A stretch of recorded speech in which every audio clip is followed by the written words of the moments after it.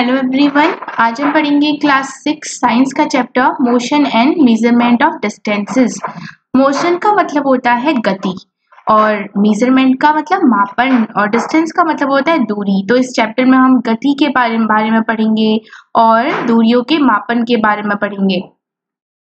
There was a general discussion among the children in Paheli and Bujho's class about the places they had visited during the summer vacation.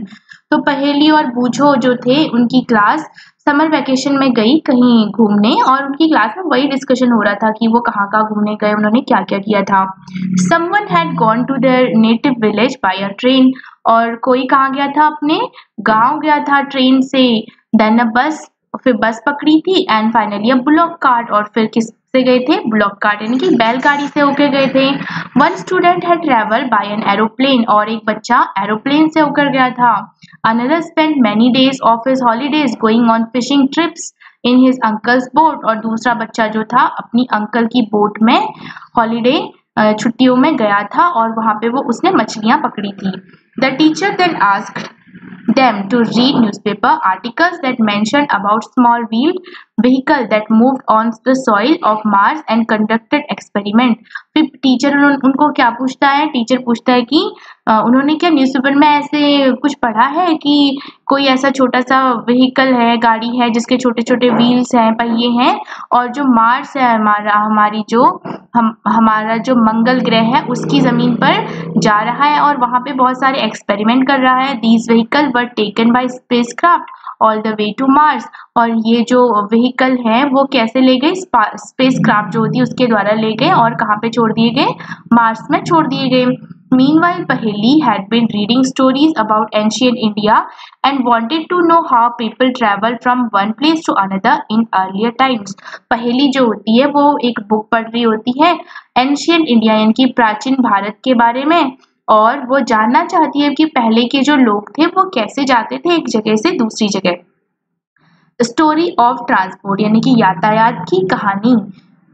Long ago people did not have any means of transport, तो पहले जो लोग थे वो पैदल जाया करते थे, तब कोई ट्रांसपोर्ट के लिए कोई भी वाहन नहीं हुआ करता था।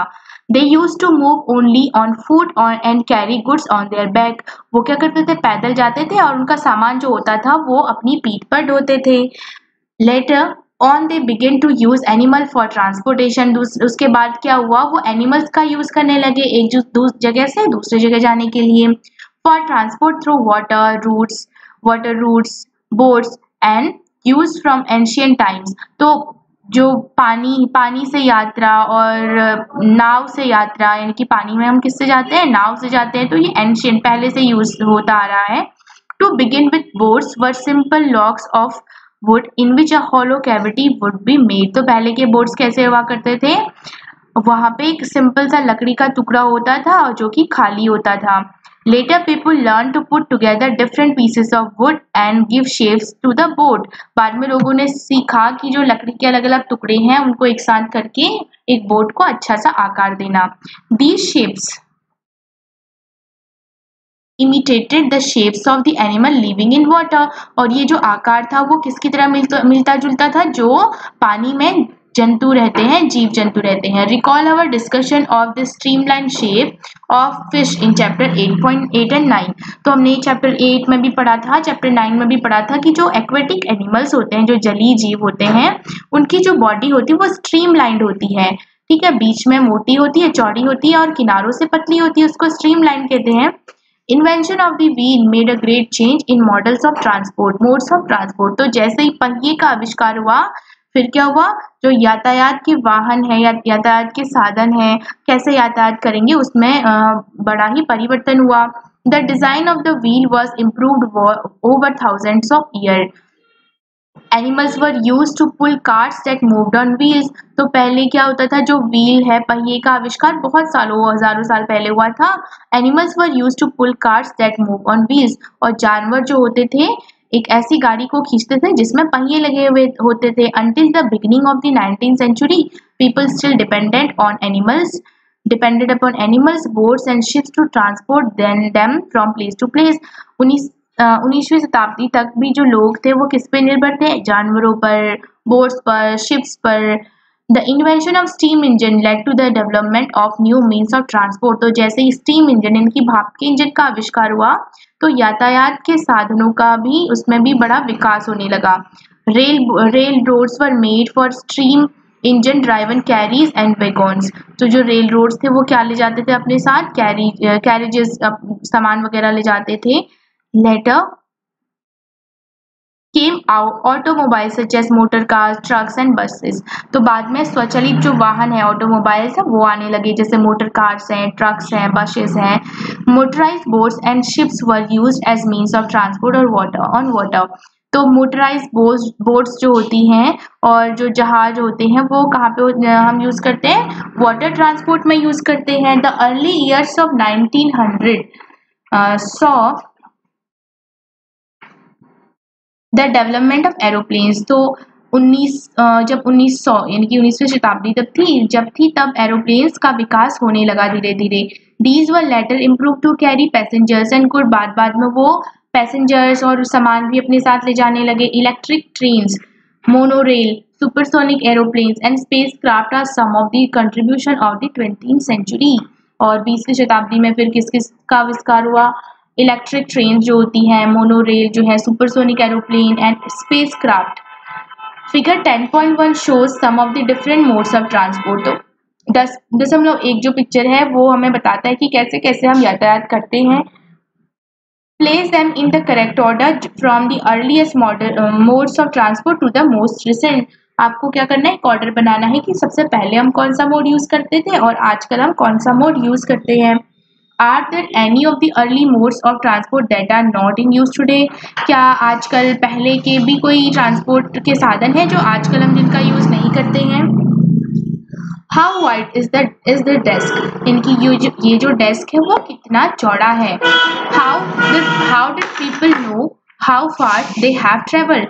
लोगों को कैसे पता चला कि वो कितनी दूर गए या उन्होंने कितनी दूरी ट्रैवल की। How will you know whether you can walk all the way to your school or whether you will need to take a bus or a rickshaw to reach your school? आपको पता चलता है कि school जाने के लिए आप पैदल चले जाएंगे या फिर आप रिक्शा या फिर किसी और गाड़ी में आपको जाना पड़ेगा। When you need to purchase something, जब आपको कुछ लेना होता है, is it possible for you to walk to market? तो क्या आप बाजार पैदल जाते हो। How will you know the answer to these questions? तो आप ऐसे क्वेश्चंस का आंसर कैसे करेंगे जहाँ हमें जाना होता है वहाँ की डिस्टेंस हमें पता होती है। It is often important to know how far is the place. तो हमें ये जानना जरूरी होता है कि वो जो जगह है जहाँ हमें जाना है वो कितनी दूर है। So that we can have an idea how we are going to reach that place. इसलिए हमें क्या पता चल जाता है, हमें एक आइडिया मिल जाता है कि हम वहाँ पे पैदल जा सकते हैं या फिर किसी गाड़ी में हम जाएंगे। वॉक, पैदल चल के जाएंगे, टेक अ बस लेनी पड़ेगी, ट्रेन पकड़नी पड़ेगी, शिप से जाएंगे या फिर एरोप्लेन से जाएंगे या फिर स्पेस क्राफ्ट से जाएंगे। तो हम मोड ऑफ ट्रांसपोर्ट का यूज कैसे करते हैं वो डिपेंड करता है डिस्टेंस पे। ठीक है, दूरी कितनी है, कम दूरी होगी तो हम पैदल भी चल देते हैं और थोड़ा सा दूर होगा तो हम गाड़ी वगैरह ले लेते हैं ना, और बहुत ज़्यादा दूर होगा तो हम एरोप्लेन का यूज़ करते हैं। और एक प्लेनेट से दूसरे प्लेनेट में या फिर अंतरिक्ष में जाना, स्पेस में जाना होता है तो फिर हम स्पेस क्राफ्ट का यूज़ करते हैं। तो डिपेंड करता है कि डिस्टेंस कितनी है, दूरी कितनी है। Sometimes there are objects whose length or width we need to know। तो कुछ चीज़ें ऐसी होती है जिनकी लंबाई और चौड़ाई हमें जानने की ज़रूरत होती है। इन पहेली एंड बूझोस क्लासरूम, पहेली और बूझो के क्लासरूम में there are large desks, वहाँ बड़े बड़े टेबल हैं which are to be shared by 2 students, जिनको 2 बच्चे शेयर करते हैं। इनकी एक टेबल को कितने बच्चे शेयर करते हैं, 2 बच्चे लिखते हैं उस पर। बट पहेली एंड बूझो शेयर 1 डेस्क, लेकिन पहेली और बूझो जो है एक डेस्क शेयर करते हैं, but frequently and up objecting that one is using a largest share of the desk. और उनके बीच झगड़ा हो जाता है कि एक जो है वो ज़्यादा डेस्क का भाग यूज कर रहा है, इनकी एक जो है बड़ा भाग डेस्क का यूज कर रहा है।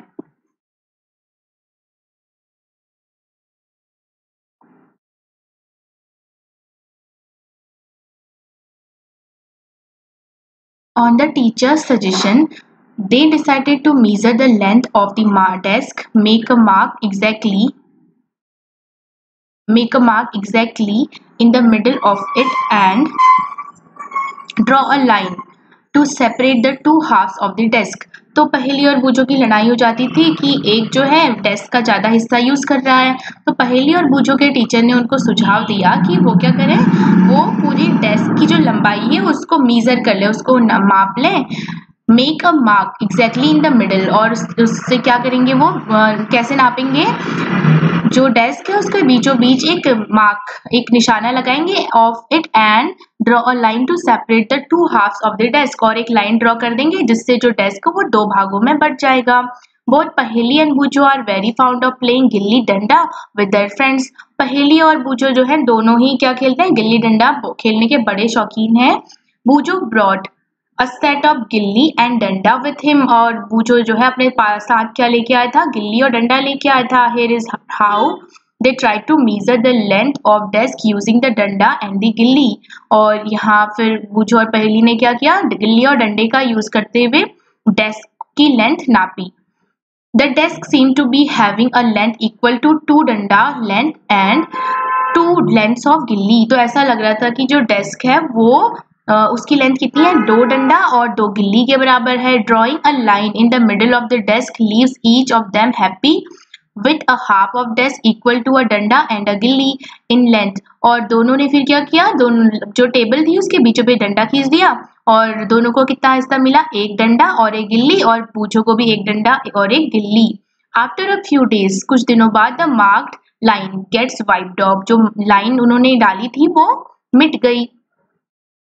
बूझो now has a new set of gilli and danda as he lost his old one. अब बूझो ने अपना पुराना जो गिल्ली डंडा था जिससे उन्होंने नाप ली थी वो खो दिया। Here is how the length of desk seem to measure using the gilli and danda, तो इस तरह से उन्होंने गिल्ली डंडा का यूज करते हुए डेस्क को नापा था। तो यहाँ उन्होंने क्या किया था, जो पहले वाला गिल्ली डंडा था उससे नापा था, जब उन्होंने दोबारा जो गिल्ली डंडा दूसरा लेके आया यहाँ पे उन्होंने उससे नापा, तो उसकी मेजरमेंट कुछ और आ गई। Hello, now when measured with the new set of gilli and danda, the desk length seemed to be about 2 danda length, 1 gilli length with a small length still left out. तो जब उन्होंने नए वाले गिल्ली डंडा से नापा तो उसकी लेंथ कितनी आई, उसकी लेंथ आई 2 डंडे के बराबर और एक गिल्ली और थोड़ा सा छूट जा रहा था। दिस इज लेस देन 1 गिल्ली लेंथ, और गिल्ली की लेंथ से छोटा था। अब कैसे वो डिवाइड करेंगे डेस्क को, what would you suggest पहेली एंड बूझो do to measure the length of whole desk, तो कैसे मेजर करेंगे वो, can they use a cricket wicket and bails to measure the length, or do you think that this might create a similar problem, तो अगर वो cricket के जो wickets होते हैं और विकेट के ऊपर से छोटा सा डंडा जो रखते हैं उसको बेल कहते हैं, अगर उसको यूज करते हुए मेजर करेंगे फिर भी उनको वही दिक्कत हो जाएगी। One thing they could do is to take a small length of string and mark 2 points on it. एक चीज वो कर सकते हैं, धागा लेके दोनों डेस्क के दोनों ओर मार्क कर लेंगे। This will be string length. वो क्या हो जाएगी, स्ट्रिंग की लंबाई हो जाएगी। They can measure the width of desk in string length. तो वो स्ट्रिंग की लंबाई से फिर क्या कर सकते हैं, डेस्क की विड्थ नाप सकते हैं। How can they use the string to measure distances less than the length of string? They can fold the string and mark it into, फिर क्या करेंगे वो, अगर वो लंबाई जो है एक स्ट्रिंग से नहीं नापी जाती फिर क्या करेंगे वो 1/2, 1/4 और 1/8 करके वो स्ट्रिंग की लेंथ को माप लेंगे। Now perhaps पहेली and बूझो can measure the exact length of the desk using the string. अगर शायद जो पहेली और बूझो है can measure the exact length of the desk using the string. अब वो शायद हो सकता है कि exact जो सही लंबाई है वो नाप सकें स्ट्रिंग का यूज करते हुए। You will say that they should use the scale in their geometry box and solve their problem. Yes, of course. तो आप कहेंगे कि इसके बजाय वो क्या करें, जो उनकी ज्योमेट्री बॉक्स में स्केल है उसका यूज करें जिससे एग्जैक्ट मेजरमेंट उनको मिल जाएगी। Boojho has been reading about the way people use to measure distances, तो बूझो पढ़ रहा था कि जो पहले के लोग थे कैसे दूरियां नापते थे।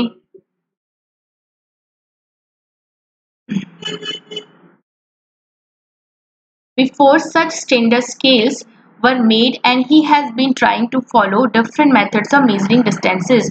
तो बूझो पढ़ रहा था कि कैसे लोग जो है जब स्केल नहीं बना था उससे पहले दूरियां नापते थे। There are so many occasions when we come across the need to measure lengths and distances. तो बहुत बार हमारे साथ होता है कि हमें किसी चीज की लंबाई और दूरी हमें नापने की जरूरत होती है। The tailor needs to measure the length of the cloth to know if it is enough to stitch a kurta. Tailor आपने देखा होगा वो क्या करता है, जो कपड़ा आप ले जाते हो उसकी लेंथ नापता है ताकि उससे एक कुर्ता बने या नहीं बने।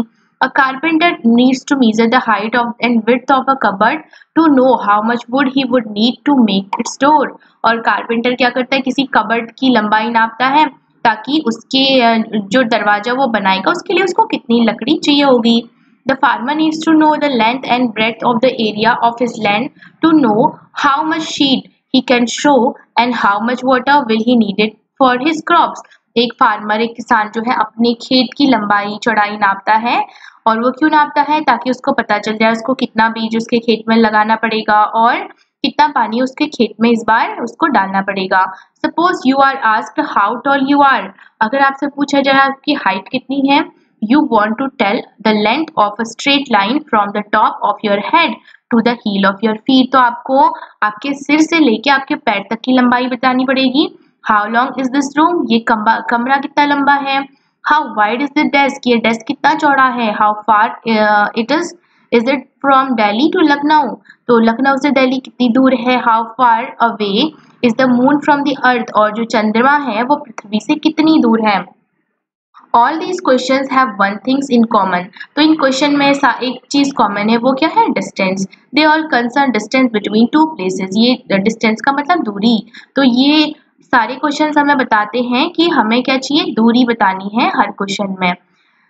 The two places may be close enough like two ends of a table or they may be far apart। तो दो जगह बहुत नज़दीक भी हो सकती है, जैसे ये टेबल के दो हिस्से हो गए, दो कोने हो गए, और बहुत दूर दूर भी हो सकती है, जैसे जम्मू कश्मीर और Kanyakumari. Let us do a few measurement to see what exactly we need to do when we measure distance और length। तो चलो अब जानते हैं कि हम क्या करते हैं जब हम डिस्टेंस हमें नापने की ज़रूरत होती है, लंबाई नापने की ज़रूरत होती है। सब मेजरमेंट्स, तो कैसे हम मेजरमेंट्स करते हैं, यानी कि मापन कैसे करते हैं। एक्टिविटी फर्स्ट है work in group and each of you do this activity one by one. या तो आपको ग्रुप में करना है या एक एक करके आपको ये एक्टिविटी करनी। Using your foot as a unit of length, अपने पैर का इस्तेमाल करते हुए measure the length and breadth of the classroom, अपनी कक्षा की जो लंबाई और चौड़ाई है उसको नापना है, उसका मापन करना है। It is possible that while measuring these you may find some part remain to be measured as it is smaller than your feet। और आप देखेंगे कि जब आप अपने पैर से इसका मापन कर रहे होंगे कमरे की लंबाई चौड़ाई का, आप देखेंगे कुछ भाग जो है कमरे का वो छूट जाता है क्योंकि उसकी लंबाई आपके पैर की लंबाई से कम होती है। Use a string to measure the length of part of your foot as you did before. फिर क्या करना है, एक स्ट्रिंग लेके आपके पैर की लंबाई नाप लेनी है, फिर उस स्ट्रिंग का यूज करना है। Record your observation in table 10.1। फिर उस टेबल में आपको वो ऑब्जर्वेशन भरनी है। नेम ऑफ स्टूडेंट, यहाँ पे स्टूडेंट का नाम आ जाएगा। लेंथ ऑफ द क्लासरूम कितनी थी, विड्थ ऑफ द क्लासरूम, ठीक है, कितनी थी। वर्क नेक्स्ट है work in a group and one of you use your handspun as a unit of measured the width of the table or a desk in the classroom। आपको group में ये काम करना है और अपनी हथेली का यूज करते हुए आपको क्या नापना है, डेस्क की विड्थ नापनी है। Here too you may find that you need string length equal to your handspan and their fractions of the string length to make the measurement।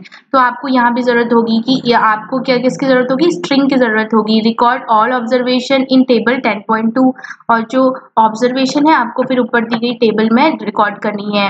We see that measurement means the comparison of an unknown quantity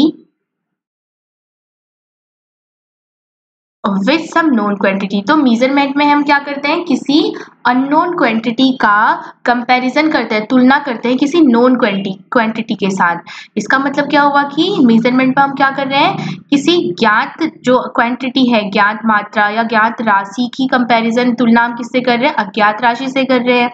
this known fixed quantity is called unit, और जो हमें पता है उसको हम कहते हैं unit. जैसे हम जो टेबल की लेंथ है या उसकी विड्थ है उसकी कंपैरिजन किससे कर रहे हैं, अपने हाथ से या फिर धागे का हमने यूज किया था। तो हाथ या फिर वो धागा वो क्या है, वो नोन क्वांटिटी है जिसके बारे में हमें पता है, ठीक है। और अननोन क्वांटिटी क्या हो गया, जो टेबल की लेंथ या फिर विड्थ जो भी है। तो जो नोन क्वांटिटी है उसको हम क्या कहेंगे, यूनिट कहते हैं, उसको मात्रक कहते हैं। The result of measurement is express in two parts. तो किसी भी मेजरमेंट का जो रिजल्ट निकलता है उसको हम दो भागों में व्यक्त करते हैं। One part is a number, एक होता है number, the other part is the unit of the measurement, और दूसरा पार्ट होता है उसका यूनिट, उसका मात्रक। For example, in activity 1, the length of the room is found to be 12 lengths of your foot. जैसे activity 1 हमने करी थी, जो कमरे की लंबाई थी कितने निकली थी, 12 हमारे 12 लेंथ ऑफ फूट के बराबर, ठीक है। देन 12 इज द नंबर, और 12 क्या इसमें नंबर है, यूनिट क्या हो गई, फूट हो गई हमारी, foot length is the unit selected for the measurement. Now study all the measurement recorded in table 10.1 and 10.2 are all the measurement for the room using everybody's foot equal। तो आप जब पैरों से नापेंगे तो आपको लगेगा कि किसी का पैर बड़ा है किसी का पैर छोटा है। Are everybody's measurement by handspan of the width of the table equal। और हाथों से भी जब आप नापेंगे तो आपको लगेगा किसी का हाथ बड़ा है किसी की हथेली छोटी है।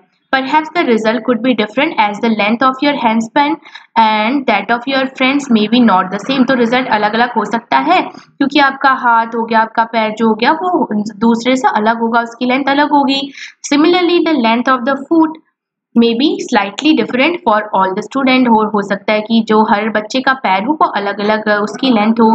Therefore, when you tell your measurement using your handspan or length of foot as a unit to other, they will not be able to understand how big the actual length is। तो अगर आप हाथों से या पैरों से किसी चीज की लेंथ नापते हो तो वो एक्चुअल लेंथ नहीं होगी, वो वास्तविक लंबाई उस चीज की नहीं होगी, unless they know the length of your handspan or foot। We see therefore that some standard units of measurement are needed। इसलिए हम देखते हैं कि मेजर करने के लिए हमको कुछ स्टैंडर्ड यूनिट्स की जरूरत होती है that do not change from person to person। जो व्यक्ति से व्यक्ति में नहीं बदलता, यानी कि जैसे पैर हमारा किसी का पैर छोटा था किसी का बड़ा था, तो ये जो स्टैंडर्ड यूनिट्स होते हैं वो नहीं बदलते, वो सबके लिए सेम होते हैं। स्टैंडर्ड यूनिट्स ऑफ मेजरमेंट, अब हम पढ़ेंगे स्टैंडर्ड यूनिट्स ऑफ मेजरमेंट क्या क्या होते हैं। इन एंशियंट टाइम्स, पहले के टाइम में, the length of a foot, the width of a finger and the distance of a step were coming used as different units of measurements। तो पहले के टाइम में क्या किया जाता था, पैरों से और आपके फिंगर से, और डिस्टेंस कैसे नापी जाती थी, कदमों से नापी जाती थी। The people of Indus Valley civilization must have used very good measurement of length because we see evidence in excavation of perfectly geometrical construction। तो जो सिंधु घाटी सभ्यता के लोग थे, इंडस वैली सिविलाइजेशन के लोग जो थे, वो मेजरमेंट के लिए काफ़ी अच्छे उपकरण या काफ़ी अच्छा मेजरमेंट करते थे वो। और ये जो हमें कब पता चला था, जब हमने वहाँ की खुदाई की थी। A cubit as the length from the elbow to the fingertips was used in ancient Egypt and was also accepted as a unit of length in other parts of the world। Cubit क्या होता है, एक length measuring length होती है, और ये कहाँ से कहाँ तक की होगी, एल्बो से आपके फिंगर टिप तक की, यानी कि आपकी कोहनी से आपकी उंगली के टिप तक की जो लंबाई होगी उसको क्या कहेंगे, क्यूबिट कहेंगे। और ये कहाँ पे यूज होता था, पहले इजिप्ट मिस्र में यूज होता था, और दुनिया के और हिस्सों में और देशों में भी इसका यूज किया जाता था। People also use the foot as a unit of length in different part of the world. तो लोग फुट का भी यूज करते थे लेंथ नापने के लिए। The length of the foot use varied slightly from region to region, और ये हर जगह जगह अलग अलग होता था। People measured a yard of cloth by the distance between the end of the outstretched arm and their chin। तो आपने देखा होगा कि जो लोग हैं कपड़े की लंबाई कैसे नापते हैं, चिन से लेके कहाँ तक, जब वो हाथ फैलाएंगे अपने फिंगर के टिप तक नापते हैं। The Romans measured with their pace और step। और रोमन्स किससे मेजर करते थे, अपने कदमों से मेजर करते थे। इन एंशियंट इंडिया, तो हमारे इंडिया में पहले small length measurements used were an अंगुल फिंगर और a मुट्ठी फिस्ट। तो छोटी छोटी लंबाइयां किससे नापी जाती थी? अंगुली से और फिस्ट यानी कि मुट्ठी से। Even today we can see flower sellers using their forearm as a unit of length for garlands in many towns of India। तो अभी भी हम देखते हैं कि जो फूल विक्रेता होते हैं वो क्या करते हैं, अपने फोरआर्म का यूज करते हैं जो फूलों की माला होती है उसको बेचने के लिए। Many such body parts continue to be in use as units of length when convenient। तो आजकल भी हम क्या करते हैं, बहुत सारे हमारे जो बॉडी पार्ट्स हैं उनका यूज करते हैं लेंथ मेजर करने के लिए, लंबाई नापने के लिए। However, everyone's body part could be slightly different in size। तो हमें पता है कि हर किसी का जो बॉडी पार्ट, हाथ है, पैर है, अलग अलग हो सकते हैं या अलग अलग होते हैं। This must have caused confusion in measurement। तो इससे क्या होगा, मेजरमेंट में कंफ्यूजन होगा, एक एक्यूरेट वैल्यू हमको नहीं मिल पाएगी। इन 1790, तो 1790 में the French created a standard unit of measurement called the metric cycle. तो ये इंपॉर्टेंट है कि 1790 में क्या हुआ था, जो फ्रेंच थे उन्होंने एक स्टैंडर्ड यूनिट मेजरमेंट की क्रिएट बनाई थी, जिसको क्या कहते हैं, मीट्रिक सिस्टम, मीट्रिक पद्धति कहते हैं इसको। For the sake of uniformity, scientists all over the world have accepted a set of standard units of measurement। तो पूरे विश्व के जो साइंटिस्ट हैं वो यूनिफॉर्मिटी के लिए, समानता के लिए स्टैंडर्ड यूनिट्स का ही यूज करते हैं। The system of units now use is known as the international system of units. तो आजकल जो सिस्टम यूज किया जाता है मेजरमेंट के लिए उसको क्या कहते हैं, international system of units, SI unit कहते हैं जिसको। The SI unit of length is a metre. तो लंबाई की ऐसा यूनिट क्या है, मीटर है। आप लंबाई हमेशा मीटर में नापते हो। A metre scale is shown in figure 10.6 में दिखाया गया है। Also shown is the 15 centimetre scale in your geometry box. और आपकी ज्योमेट्री बॉक्स में 15 सेंटीमीटर का स्केल भी होता है। Each metre is divided into 100 equal division called centimetre. और हर मीटर जो होता है छोटे छोटे 100 इक्वल डिविजन्स में, छोटे छोटे भागों में बटा होता है, जिनको क्या कहते हैं हम, सेंटीमीटर। इसका मतलब क्या हुआ, एक मीटर में कितने सेंटीमीटर होते हैं, 100 centimetre. Each centimetre has 10 equal division. और हर एक सेंटीमीटर जो है 10 छोटे छोटे हिस्सों में बटा होता है, जिनको हम कहते हैं मिलीमीटर। यानी कि एक सेंटीमीटर में कितने मिलीमीटर, 10 मिलीमीटर। एक मीटर में होते हैं 100 सेंटीमीटर और एक सेंटीमीटर में फिर से 10 मिलीमीटर होते हैं। फॉर मीजरिंग लार्ज डिस्टेंस, तो ये तो छोटे छोटे डिस्टेंस नापने के लिए हम यूज करते हैं। अब जहाँ दूरी ज्यादा हो जाएगी फिर क्या करेंगे, metre is not convenient unit, तब हम मीटर का यूज नहीं करेंगे। We define a larger unit of length, फिर हम यूनिट की एक बड़ी लेंथ की एक बड़ी यूनिट का यूज करते हैं जिसको हम कहते हैं किलोमीटर। ठीक है, तो 1 किलोमीटर में होते हैं 1000 metre. Now we can repeat all our measurement activities using a standard scale and measure in SI units. Before we do that, we do need to know the correct way of measuring length and distances। तो अब हम क्या कर सकते हैं, आसानी से हमारी जो चीज़ें उनकी लंबाई नाप सकते हैं, लेकिन नापने से पहले हमको पता भी तो होना चाहिए उसको यूज़ कैसे करना है। ठीक है, तो इस टॉपिक में हमने पढ़ा कि जो स्टैंडर्ड यूनिट है लेंथ की वो क्या है, मीटर है। 1 मीटर में कितने सेंटीमीटर होते हैं, 100 सेंटीमीटर। और 1 सेंटीमीटर में 10 मिलीमीटर होते हैं। और जब ज़्यादा डिस्टेंस होता है तब हम किसका यूज़ करते हैं, तब हम मीटर का यूज़ ना करके किलोमीटर का यूज़ करते हैं। और 1 किलोमीटर में होते हैं 1000 मीटर। अब हम जानेंगे कि कैसे जो मेजरमेंट है, हम किसी भी चीज़ की जो मेजरमेंट है वो सही तरीके से लेंगे, correct measurement of length. In our daily life we use various types of measuring devices. हम क्या करते हैं, बहुत सारे जो मेजरिंग डिवाइसेस हैं, मापन के यंत्र हैं, उनका यूज करते हैं। We use a metre scale, हम मीटर स्केल का यूज करते हैं फॉर मेजरिंग लेंथ, लंबाई नापने के लिए। A tailor uses a tape, tailor देखा होगा आपने, एक टेप यूज करता है। Whereas a cloth merchant uses a metal rod. और जहाँ एक वस्त्र विक्रेता क्या करता है, एक मीटर रॉड का यूज करता है। रॉड जैसा होता है, उसमें यूनिट्स बनी होती हैं। For measuring the length of an object you must choose a suitable device. तो किसी भी चीज की, किसी भी वस्तु की लंबाई नापने के लिए हमको एक सूटेबल डिवाइस, सूटेबल यंत्र की जरूरत होती है। You can not measure the girth of the tree. आप किसी पेड़ की जो गहराई होती है, उसकी गर्थ होती है जो, और size of your chest using a metre scale, और आपके चेस्ट का जो साइज है उसको आप मीटर स्केल की हेल्प से नहीं मेजर कर सकते हो। Measuring tape is more suitable for this, तो इसके लिए आप मीजरिंग टेप का यूज करोगे। फॉर स्मॉल मेजरमेंट, तो जब छोटी छोटी मेजरमेंट आपको लेनी होती है, such as length of your pencil, जैसे आपकी पेंसिल की लंबाई नापने के लिए you can use a 15 centimetre scale. आप एक 15 सेंटीमीटर स्केल का यूज कर सकते हैं, आपके ज्योमेट्री बॉक्स में वो इजीली मिल जाएगा। In taking measurement of a length we need to take care of the following, तो मेजरमेंट जब हम लेंगे किसी भी वस्तु की तब हम क्या क्या बातें ध्यान में रखेंगे। Place the scale in contact with the object along its length as shown in figure 10.7, तो जिसकी हमें लंबाई नापनी होती है फिर हम क्या करेंगे, उसके सरफेस पे अपने स्केल को रख देंगे जैसे यहाँ पे रखा हुआ है। In some scale the end में बी ब्रोकन, हो सकता है कुछ स्केल में जो एंड है, जो इसके सिरे होते हैं वो टूटे हो। You may not be able to see the zero mark, उसमें आपको जीरो मार्क यहाँ पे होता है जीरो मार्क, ये आपको नहीं दिख रहा होगा। In such cases you should avoid, तो हमें क्या करना है, वहाँ पे जीरो मार्क से नहीं नाप रहे हैं, हम क्या करेंगे, you should avoid taking measurement from zero से नहीं नापेंगे। मार्क द, ठीक है। You can use any other full mark of the scale, आप 1 से स्टार्ट कर सकते हैं, या जहाँ पे फुल मार्क है 2 से स्टार्ट कर सकते हैं, 3 से स्टार्ट कर सकते हैं। Then you must subtract the reading of this mark from the reading at the other end, फिर हमें क्या करना है, लेकिन फिर हम सबस्ट्रैक्ट घटा देंगे लास्ट में, जितना भी आएगा जहाँ और जितना हमने छोड़ा था उससे हमें उतना घटा देना है। For example in figure 10 point, यहाँ पे एग्जाम्पल भी दे रखा है, the reading at one end is 1 centimetre, तो एक साइड पे कितनी है रीडिंग, 1 सेंटीमीटर है, and the other end is 14.3, और दूसरे एंड पे कितनी है, 14.3 है।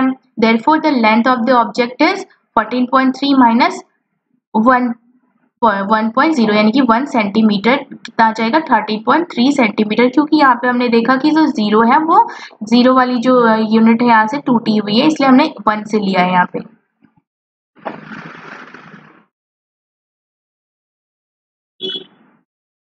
Correct position of the eye is also important, और आपकी आंखों की सही पोजिशन भी जरूरी है for taking measurement. Your eye must be exactly in front of the point where the measurement is to be taken, और आपकी आंखें बिल्कुल सामने होनी चाहिए किसके, जहां से आप मेजरमेंट ले रहे हो।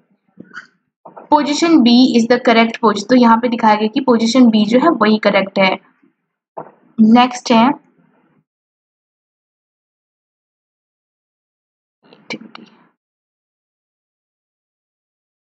यहाँ पे नेक्स्ट टॉपिक है measuring the length of a curved line.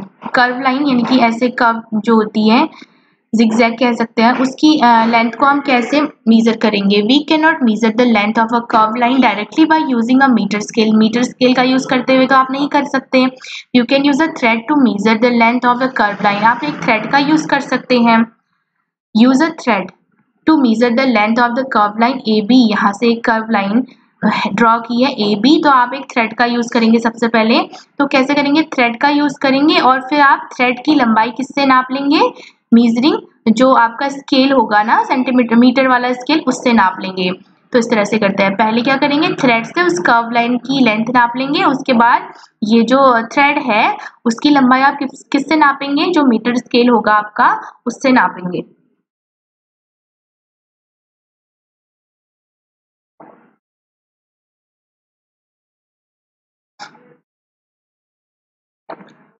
हाँ, तो यहाँ पे है we see that we need a lot of care to ensure that we are measuring distances and length correctly, तो सही या शुद्ध रूप से हम जब किसी वस्तु की किसी दो जगह की दूरी हम नापते हैं तो उसके लिए हमें बहुत बातें या बहुत चीज़ें ध्यान में रखनी पड़ती हैं।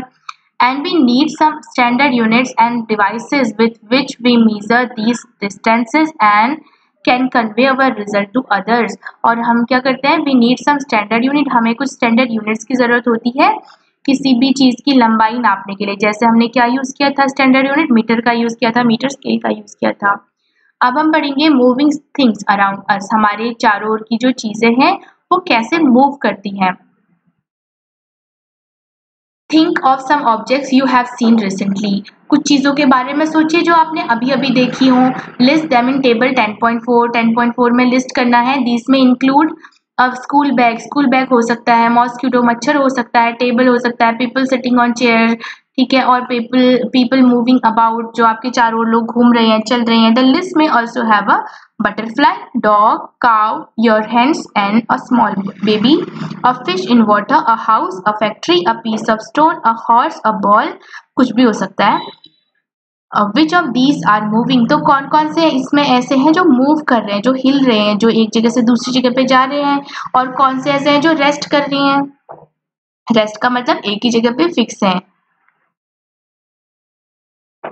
तो यहाँ पे ये लिस्ट बनाई है, object at rest and in motion. तो कौन सी वस्तुएं रेस्ट में है, जैसे आपका घर है ना, टेबल जो हो गया, क्लॉक है, और कौन सी वस्तुएं मूव कर रही है, flying bird, seconds hand of the clock, ठीक है, घड़ी की जो सुइयां होती है वो भी मूव करती है, आप लिख सकते हैं, और बहुत सारी चीजें आप लिख सकते हैं जो मूव करती हैं।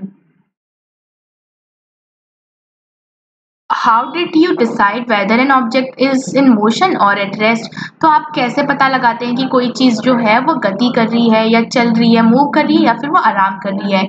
You might have notice that the bird is not at the same place after some time, कैसे पता चलता है, क्योंकि आपने देखा होगा, जैसे हमने एग्जाम्पल लिया था बर्ड का, तो आपने देखा कि जो बर्ड है वो पहले जहां पर थी अब वो वहां पर नहीं है, इसका मतलब क्या हुआ, उसमें मोशन हो रहा है, वो गति कर रही है।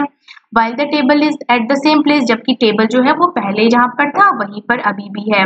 On this basis you may have decided whether an object is at rest or in motion, तो इस आधार पर हम देखते हैं कि कोई वस्तु गति कर रही है या फिर वो रेस्ट कर रही है। Let us look at the motion of an ant closely, तो चींटी कैसे गति करती है हमें उसे देखना है। इस एक्टिविटी में दिखाया गया है चींटियों का मूवमेंट, तो आपको पहले तो चीनी डालनी है, फिर क्या होगा, कुछ टाइम बाद चींटियां वहां पे आ जाएंगी, फिर चींटियां जाएंगी, मूव करेंगी, और आपको क्या करना है, फिर एक पेंसिल से हल्की सी लाइन ड्रॉ कर लेनी है, जैसे जो चींटियों का जो पाथ है वहां पे। हाँ, तो यहाँ से फिर है कि each point you have marked shows where the ant move to, आपने जो जो मार्क किया पेंसिल से वो दिखाता है कि जो चींटी है वो कहाँ गई in intervals of a few second. Motion seems to be some kind of a change in position of an object with time, तो मोशन क्या है, जब कोई वस्तु जो होती है समय के साथ अपनी पोजीशन चेंज करती है। गति क्या होता है, कोई वस्तु है गति, कोई वस्तु गति कब कर रही होती है, हम कब कहते हैं कि कोई वस्तु गतिशील है, हम तब कहते हैं जब कोई वस्तु अपनी पोजीशन चेंज करती है, पहले थी एक जगह पे अब वो उस जगह से दूसरी जगह पे जा चुकी है, इसका मतलब क्या हुआ, गति, वो वस्तु क्या कर रही है, मोशन, उसमें क्या हो रहा है, मोशन हो रहा है, गति हो रही है उसमें। In activity 5 where did you place object like clock, a sewing machine or an electric fan in your grouping of object, तो ऑब्जेक्ट जो एक्टिविटी 5 है उसमें आपने जो इलेक्ट्रिक फैन है और सिलाई की जो मशीन है, क्लॉक है, उसको आपने कहाँ पे रखा। Are this object moving from one place to other, क्या ये ऑब्जेक्ट मूव कर रहे हैं, नहीं ये मूव नहीं करते हैं। Do you notice movement in any of their part, ये मूव नहीं करते हैं लेकिन इनके जो कुछ पार्ट्स होते हैं, जैसे पंखे की जो पंखुड़ियां होती है वो मूव करती है, घड़ी की सुइयां मूव करती है, the blades of the fan, पंखे की पंखुड़ियां, और the hands of a clock, घड़ी की सुइयां जो होती है, हाउ आर दे मूविंग, वो क्या कर रही है, मूव कर रही है। Is there movement similar to that of an ant or an train, तो आपने देखा चींटी भी मूव करती है ना, एक जगह से दूसरी जगह पे जाती है, और ये घड़ी की जो सुइयां हैं, पंखे की जो पंखुड़ियां वो भी मूव कर रही है। लेटस, तो क्या ये जो चींटी है और ये जो पंखे की पंखुड़ियां हैं वो सेम मूवमेंट दिखा रही हैं। Let us now look at the some time of motion to help us understand these differences, तो आप देखेंगे कि जो घड़ी की जो पंखुड़ियां घड़ी की जो सुइयां हैं या पंखे की जो पंखुड़ियां हैं वो अलग अलग प्रकार की मूवमेंट दिखाती है, किससे, जो हमारी चींटी चलती है जमीन पर। अब हम पढ़ेंगे टाइप्स ऑफ मोशन, जो गति होती है वो कितने प्रकार की होती है। You may have observe the motion of a vehicle on a straight road, आपने देखा होगा कोई गाड़ी जो है वो सीधी रोड पे कैसी चलती है। मार्च पास्ट देखा होगा आपने सैनिकों का, ठीक है, और आपने देखा होगा कि कोई जो 100 मीटर दौड़ होती है उसमें जो दौड़ने वाले होते हैं, जो धावक होते हैं, वो कैसे दौड़ते हैं। What kind of motion is this, तो कैसा मोशन है। Sprinters in 100 metre race also move along a straight track, तो 100 मीटर की जो दौड़ होती है उसमें जो धावक होते हैं, जो दौड़ने वाले होते हैं, वो भी सीधा सीधा दौड़ते हैं। Can you think of more such example from your surrounding, तो ऐसे ही आप क्या और भी एग्जाम्पल दे सकते हैं। इन all these example we see that the object move along a straight line। तो हमने जो भी एग्जाम्पल लिए थे ऊपर, हमने देखा कि उसमें कोई भी वस्तु जो है एक सीधी रेखा में गति कर रही है।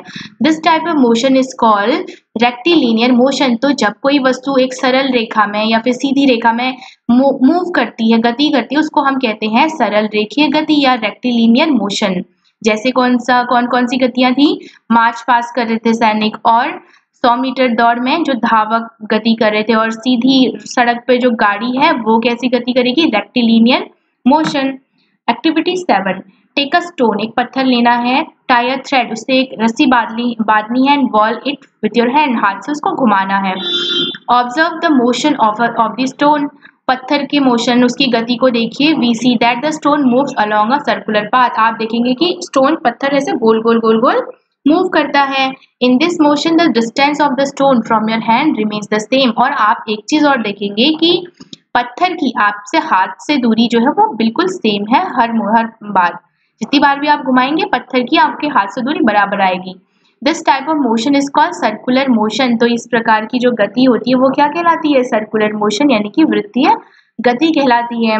जैसे यहाँ पे एग्जाम्पल भी दिखाया गया है, देखो बैल को बैल के सर पे एक डंडा रखा गया गले में, और फिर यहाँ पे अटैच किया गया, बैल जो है चारों ओर चक्कर लगाएगा, और बैल, ये जो डंडा है ना, इसकी दूरी हमेशा बराबर आएगी बैल से। नेक्स्ट है the motion of a point marked on the blade of an electric fan और the hands of clock are example of circular motion. जैसे घड़ी की जो सुइयां होती है और पंखे की जो ये पंखुड़ियां होती है, इनकी डिस्टेंस भी हमेशा क्या होती है? सेम होती है। एक ये बीच का जो बिंदु होता है इससे, तो घड़ी की सुइयां और पंखे की जो पंखुड़ियां होती है वो भी कैसा मोशन शो करती है? सर्कुलर मोशन शो करती है। The electric fan or the clock by themselves are not moving from one place to another। तो इलेक्ट्रिक फैन जो हो गया, क्लॉक, वो खुद से एक जगह से दूसरी जगह में नहीं जा पाती, but the blades of the fan rotate and so do the hands of a clock. लेकिन हमें पता है कि पंखे की जो पंखुड़ियां होती हैं और घड़ी की जो सुइयां होती हैं वो तो मूव करती हैं, वो रोटेट करती हैं, अपनी ही जगह पे वो घूमती है, रोटेट करती है। If we mark a point anywhere on the blade of a fan or on the hands of a clock, the distance of this point from the center of the fan or the clock will remain the same as they rotate। तो अगर हम क्या करेंगे, कोई mark यहाँ पे बना देंगे, तो हम देखेंगे कि ये जो सेंटर है इसका, यहाँ से इस मार्क की दूरी हमेशा बराबर आएगी। तो इस तरह का मोशन क्या कहलाता है? सर्कुलर मोशन कहलाता है। In some cases an object repeats its motion after some time. कुछ केसेस में ऐसा होता है कि कोई वस्तु अपनी गति को बार बार दोहराता है। This type of motion is called periodic motion. इस गति को क्या कहते हैं? पीरियोडिक मोशन कहते हैं। Take the stone tied with a string, फिर से हमें क्या करना है? पत्थर बांध लेना है रस्सी से। That you used in activity 7, जो हमने एक्टिविटी 7 में यूज किया था। Now hold the string in your hand and let the stone hang from it. अब क्या करना है? अपने हाथ से पकड़ना है और पत्थर को नीचे लटका देना है। This is a pendulum. अब वो एक पेंडुलम कहलाएगा आपका। Pull the stone to one side with the other hand, और दूसरे हाथ से जो पत्थर है उसको खींचिए, एंड लेट इट गो, और फिर उसे जाने दीजिए। Now the pendulum is in motion. अब पेंडुलम जो है वो गति की अवस्था में है। It is an example of periodic motion. तो आप देखेंगे कि जो आपका पेंडुलम है, जो पत्थर है आपका, आपने इस साइड खींचा तो फिर से वो यहाँ को आएगा, दूसरी साइड को आएगा। ठीक है, इसका मतलब क्या हुआ? अपनी जो गति है उसको वो रिपीट कर रहा है, अपने पाथ में वो वापस फिर से आ रहा है। तो इस तरह का जो मोशन होता है उसको हम कहते हैं पीरियोडिक मोशन कहते हैं। A branch of tree moving to and fro, जैसे एक टहनी जो होती है पेड़ की वो आगे और पीछे जाती है। Motion of a child on a swing, झूला झूलते हुए बच्चे की जो गति होती है वो कौन सी होती है? पीरियोडिक मोशन होती है, क्योंकि इसमें भी क्या हो रहा है, यहाँ पे दिखाया गया है, ये भी तो एक पेंडुलम है ना। अभी ऊपर से रस्सी बंधी हुई है, नीचे बच्ची बैठी है, फिर क्या हो रहा है, ये आगे को इसको धकेला जाता है तो फिर से ये पीछे आती है, अपनी जो इसकी गति है इसको फिर से ये रिपीट कर रही है। तो इस तरह का मोशन कहलाता है periodic motion. Strings of a guitar, guitar के जो धागे होते हैं उसकी गति, और मेम्ब्रेन ऑफ ड्रम, ढोल जो होते हैं उसके जो पृष्ठ होते हैं उसको, उसकी गति। तो इन सब में कौन सा मोशन होता है? इनमें होता है पीरियोडिक मोशन। तो ये सारे एग्जाम्पल थे पीरियोडिक मोशन के। Bujo is not sure why we say that the distance of the stone from your hand is the same when we whirl it around. तो बूझो कंफ्यूज हो गया कि आपने ऐसा क्यों कहा, जब हमने पत्थर को घुमाया इसकी जो डिस्टेंस थी वो हमारे हाथ से बिल्कुल सेम थी। क्यों ऐसा है? क्योंकि हमने पत्थर को बांधा हुआ है और फिर अपने हाथ से उसको पकड़ा हुआ है। नेक्स्ट है ऑब्जेक्ट और अ part of it repeat it's motion after a fix interval of time. तो इसमें कहा गया है कि इन पीरियोडिक मोशन कोई भी वस्तु जो होती है पीरियोडिक मोशन में क्या करती है, अपनी जो मोशन अपनी गति जो है या उसका जो रास्ता है, गति का रास्ता, उसको फिर से वो रिपीट करती है, यानी कि उसी रास्ते में फिर से वापस आती है, कुछ इस तरह से। Did you observe a sewing machine as a part of activity 5?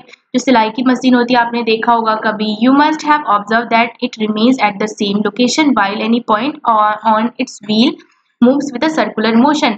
तो आपने देखा होगा इसके जो पहिए होते हैं ना गोल गोल से नीचे, वो सर्कुलर मोशन करते हैं।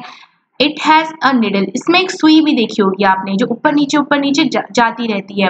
तो अपना पाथ, उसका जो रास्ता होता है उसी को वो बार बार रिपीट करती है। तो वो कौन सा मोशन हुआ? वो हो गया हमारा पीरियोडिक मोशन। तो जो सिलाई की मशीन होती है उसके जो पहिए होते हैं वो तो सर्कुलर मोशन दिखाते हैं, लेकिन उसकी जो निडल होती है वो कैसा मोशन दिखाएगी? वो दिखाएगी हमारा पीरियोडिक मोशन। सेम जो गाड़ी होती है, मानो स्ट्रेट लाइन में वो चल रही है, स्ट्रेट रोड में, तो गाड़ी तो कौन सा मोशन दिखाएगी? रेक्टिलिनियर मोशन, यानी कि सरल रेखी गति दिखाएगी। लेकिन गाड़ी के पहिए कौन सी गति दिखाएंगे? वो दिखाएंगे आपका सर्कुलर मोशन, क्योंकि वो उनकी जो केंद्र से दूरी है किसी पर्टिकुलर पॉइंट की वो बिल्कुल फिक्स है और वो गोल गोल घूम रहे हैं, इसलिए वो दिखाएंगे circular motion. Have you observe closely the motion of a ball along the ground? तो आपने देखा होगा जब बॉल जो है ग्राउंड पे लुढ़कती है। Here the ball is rolling on the ground, मानो कोई बॉल जो है ग्राउंड पे लुढ़क रही है, rotating as well as moving forward along the ground. तो आप देखेंगे कि वो सीधे आगे तो बढ़ रही है, साथ में रोटेट भी कर रही है। तो कौन कौन सी मूवमेंट वो दिखा रही है, कौन कौन से मोशंस दिखा रही है? सर्कुलर या रोटेशनल मूवमेंट दिखा रही है, और साथ में वो दिखा रही है रेक्टिलिनियर मोशन भी दिखा रही है। Thus the ball undergoes a rectilinear motion as well as rotational motion. तो बॉल दो मोशंस दिखा रही है, एक है रेक्टिलिनियर यानी कि सरल रेखी गति, और दूसरा जो वो एक पॉइंट पे उसका जो पॉइंट है फिक्स होके जो रोटेट कर रहा है वो कौन सा हो गया? रोटेशनल मोशन हो गया। Can you think of other example where other undergo combination of different type of motion? तो आप बहुत सारे ऐसे एग्जाम्पल देख सकते हैं जहाँ पे एक ही वस्तु जो होती है बहुत सारे अलग अलग तरह के मोशंस दिखाती है। We did many measurement activities and discuss some kind of motion. तो हमने बहुत सारे मेजरमेंट की एक्टिविटीज करी कि कैसे हम किसी भी वस्तु की लंबाई को नापेंगे, और हमने मोशन के बारे में पढ़ा। कब हम कहेंगे कि कोई वस्तु मोशन में है? We saw that motion is a change in the position of an object with time. तो हमने देखा कि मोशन क्या है? जब कोई वस्तु समय के साथ अपनी स्थिति बदलती है, अपनी पोजिशन बदलती है, उसको हम मोशन कहते हैं। तब हम कहते हैं कि तब हम क्या कहते हैं कि जो वस्तु है वो मोशन में है, गति में है। The change in this position can be determined through distance measurement. तो और वो चेंज जो है वो हम किससे नाप सकते हैं? उसके डिस्टेंस से पता कर सकते हैं हम कि अगर उसने कुछ डिस्टेंस ट्रेवल करी है तो हम कहते हैं कि हाँ जो वस्तु है वो मोशन कर रही है, गति कर रही है। This allows us to know how fast or slow a motion is. और हमें उससे पता भी चलता है कि कोई वस्तु कितनी जल्दी जल्दी गति कर रही है और कितने धीमे धीमे वो गति कर रही है।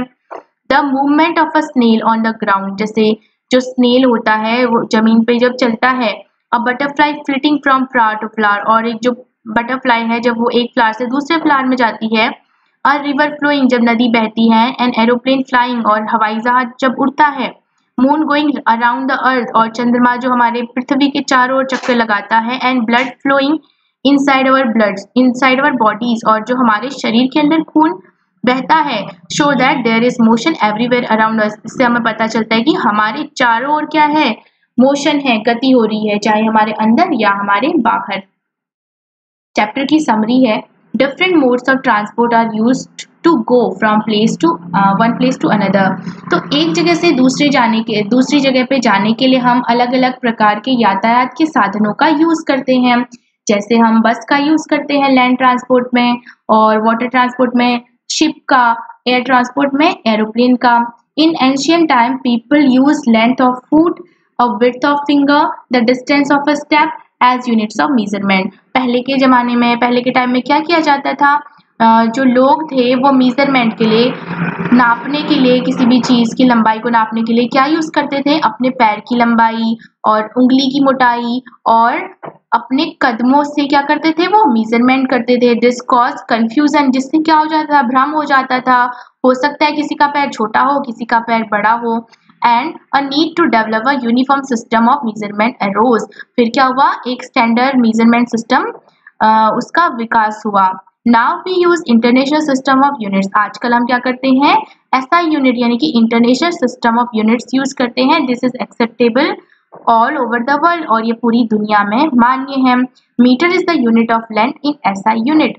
तो मीटर क्या है, लंबाई की एसआई यूनिट है मीटर. ठीक है, तो चैप्टर कंप्लीट हो गया है. इससे आगे का चैप्टर हम नेक्स्ट वीडियो में पढ़ेंगे. Thank you.